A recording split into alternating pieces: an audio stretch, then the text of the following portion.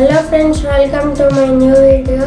ఈరోజు నేను Abraham Lincoln గురించి చెప్పబోతున్నాను. అబ్రహాం లింకన్ చేసిన అబ్రహాం లింకన్ బయోగ్రఫీ చెప్పబోతున్నాను.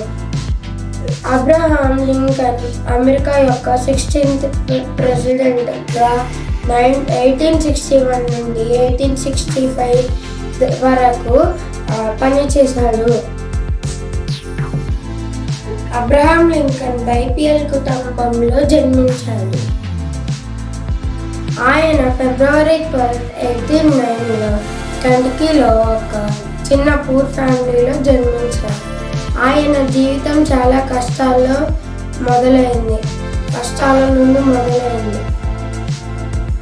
లింకన్ స్కూల్కి చాలా తక్కువ వెళ్ళాడు. ఇంకా చదవడం ద్వారా లింకన్ ఒక లాయర్ అయ్యాడు. ఆయన చాలా హానెస్ట్గా ఉండేవాడు. అందుకే ఆయనకు ఆ పేరు వచ్చింది, హానెస్ట్ సభ్య అని. లింకన్ టైంలో నార్త్ అమెరికా యూనియన్ మరియు సౌత్ అమెరికా మధ్య సివిల్ వార్ జరిగింది. ఆయన దేశాన్ని యూనిటీలో ఉంచాడు. స్లేవరీని క్యాన్సిల్ చేశాడు. 1863లో స్లేవరీని బ్యాన్ చేశాడు. ఆయన పూర్ ఫ్యామిలీలో నుంచి వచ్చాడు కాబట్టి అందరి బానిసత్వాన్ని తీసేశాడు. ఇంకా గెట్టిబర్గ్ అడ్రస్ ఇచ్చాడు.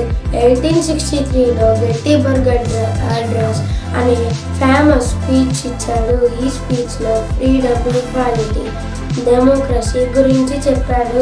రీఎలక్షన్ గెలిచాడు. వార్ టైంలో కూడా 1864లో మళ్ళీ ప్రెసిడెంట్గా గెలిచాడు.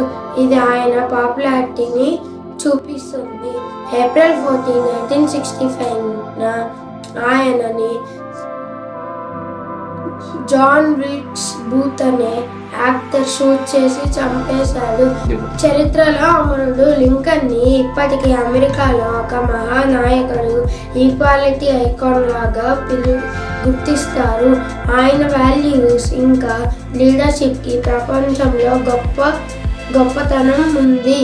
మనం కూడా అబ్రహాం లింకన్ లాగా చిన్నప్పటి నుంచే బాగా చదువుకొని పెద్దగా అయిపోవాలి. అబ్రహాం లింకన్ లాగా అందరికీ హెల్ప్ చేయాలి.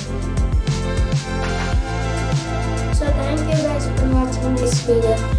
Like, share, subscribe.